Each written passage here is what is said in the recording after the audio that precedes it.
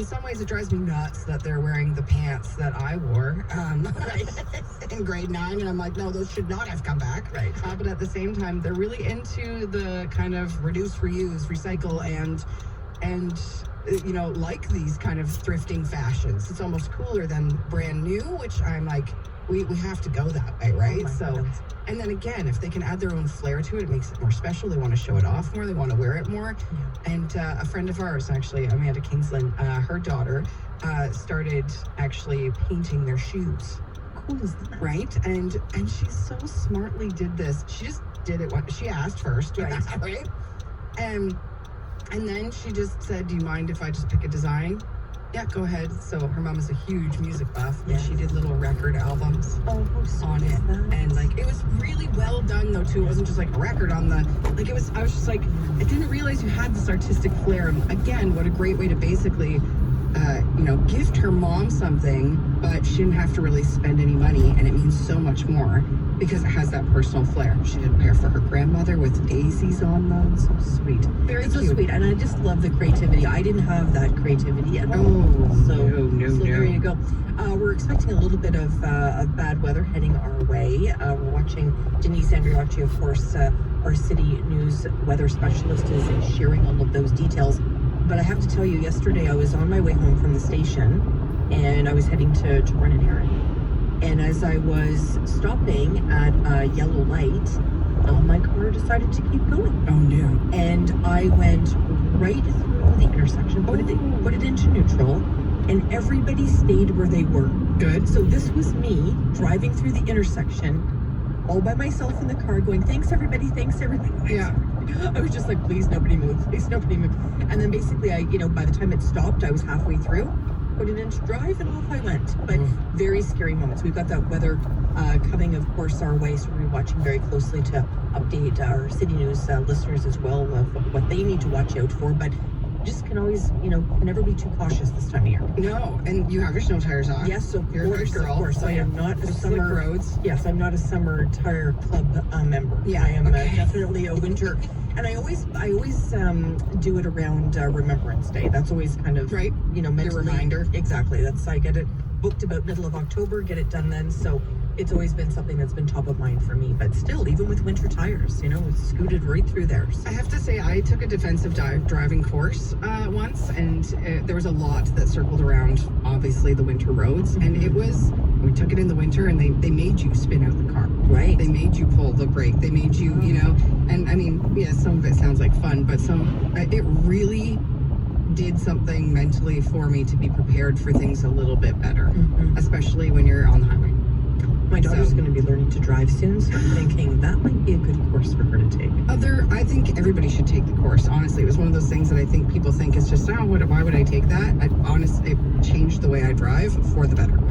Valentine's Day is right around the corner. Get your wife a defensive driving course. Exactly. There you go. Or your husband. Yes. Before we get any emails.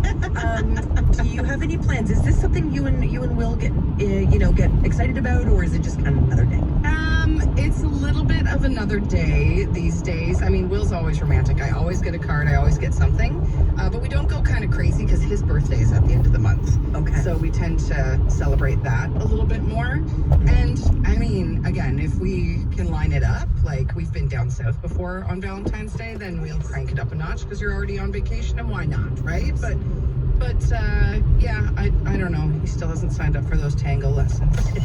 You're hoping. I'm working on it. You're hoping. I'm thinking about going down south. Well, I am going down south. I'm thinking about it. I'm leaving sort of a March break, and we're heading to Turks and Caicos. Oh, I've never been. It is, so this is my third time. Oh boy. And it is absolutely amazing. And my family, my father, my mother, and I all work for Scotiabank.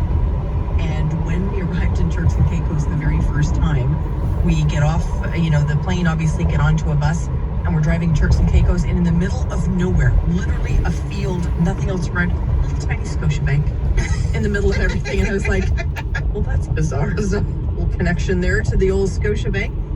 But we're looking forward to some sun. We're looking forward to some sand. Are you going to try and pack only carry-on again? Yes. Yes. I am is how so she proud travels of now. myself. I'm so proud of myself. Now, I will tell you, the condo we're staying at has a washer and dryer, so that makes it super easy. It does. So we just pretend we're going for 3 days. Yes. But I will tell you, this is my mom. So we're bringing my mom. Okay. She's a hoot. We love your mom. I know you love my. She would trade me in for a heartbeat for you, by the way.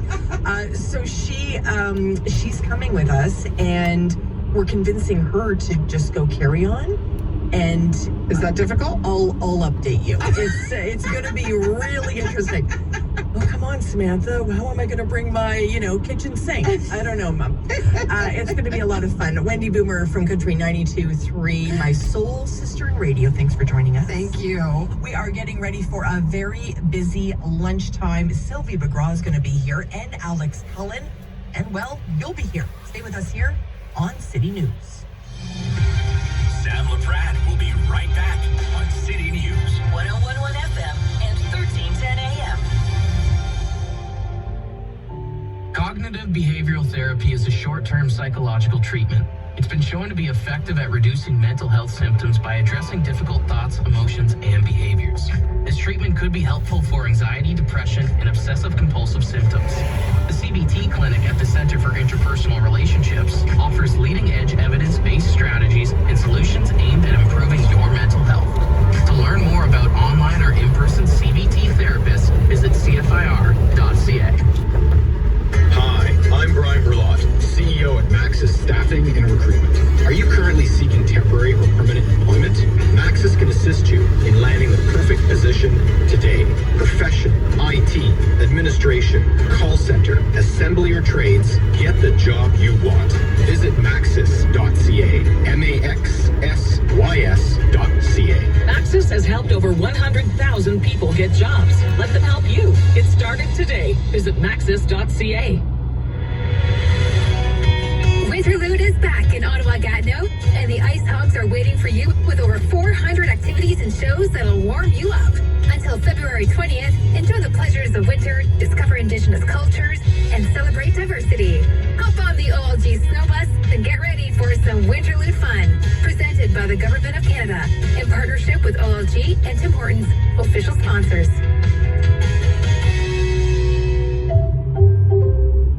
A message from the War-Ams. When you use a War-Ams key tag, you protect your keys. If you lose your keys, the finder can call the number on the back of the tag or drop them in any mailbox. And the War-Ams will return your keys to you for free. Order your key tags today at warams.ca and make a difference in the lives of amputees like me. Thank you. This is City News. CIWW 1310 AM in Ottawa. And CJET 101.1 FM in Smith Falls and the Valley.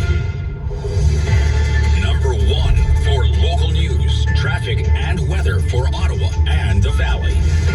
This is City News 101.1 everywhere. It is Wednesday, the 8th of February. Good afternoon. I am Damilola Onime. Right now in Ottawa, 2 degrees. In Smith Falls, it is 4. And here's what's making news in Ottawa and the Valley. Quebec Emergency Services say at least 8 people have been sent urgently to hospital after a city bus crashed into a daycare this morning in Laval. Authorities have not said how many of those injured in the crash are kids. They say the driver is in custody. Meanwhile, the Prime Minister says he is devastated by the news that a bus crashed into a daycare just to address the situation on his way into his weekly caucus meeting. Obviously, we're all hoping and praying that the kids are all right or that they pull through and get well soon. I can't imagine what the families are going through. He says he knows emergency crews are working hard, and if there is anything the federal government can do to assist, they won't hesitate to help. With the weather forecast for Ottawa and the Valley, here is City News weather specialist Denise Andriachi. It's a mostly cloudy day today, guaranteed high of +2. We do have some sunny breaks for the afternoon, and we carry a chance of some flurries. Nothing that's going to be overly impactful at all. Highs near +4 for Smiths Falls, and we're down to -6 overnight. Special weather statements in place. We have freezing rain tomorrow, late morning through the afternoon first, and then we could see some snow on top of that. Guaranteed high today, 2 degrees. news. City News time 12:02. Hope is starting to fade that more survivors will be rescued from collapsed buildings in Turkey and Syria. But crews are not giving up, looking for signs of life. City News Asher Roth joins us with the latest development on a scale that has not been seen in years. There have been some inspiring stories emerging. A newborn baby found alive in northern Syria, her umbilical cord still attached to her mother. And in Turkey, a 5-year-old girl pulled from the rubble alive after being trapped for nearly 2 days.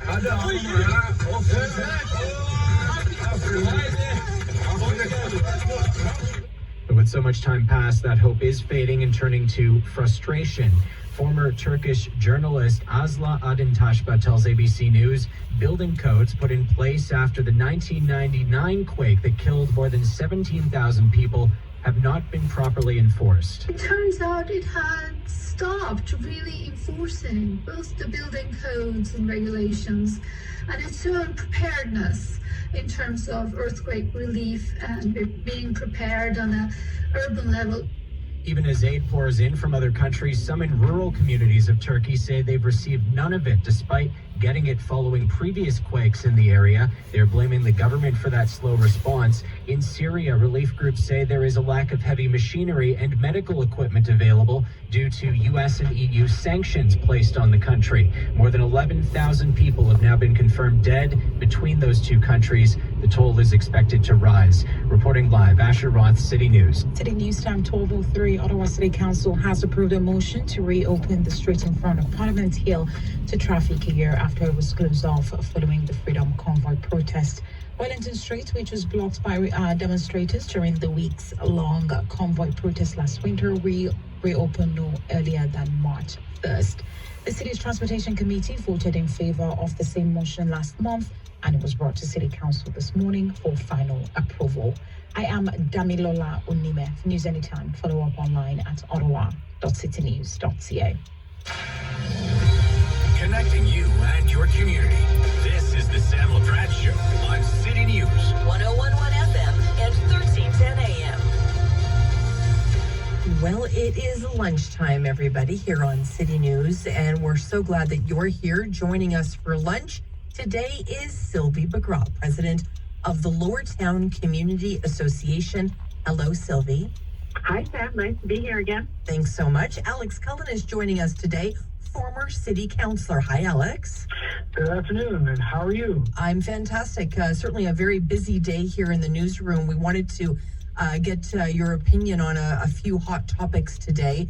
Let me ask you, Alex, you've been following closely, I'm assuming, the First Minister's meeting regarding healthcare yesterday. Do you think the meeting will result ultimately in better healthcare for Canadians? Well, it's certainly taking steps towards that. Healthcare is complex. It's divided under 12 jurisdictions if you count the territories. Each province has its own approach to healthcare. We are having a debate here in Ontario about whether or not to privatize certain services, which will prove to be controversial. How we fund people's ability to access healthcare, whether it's through a hospital or through family doctors. We know we have a shortage in terms of staffing. So the hope is that these funds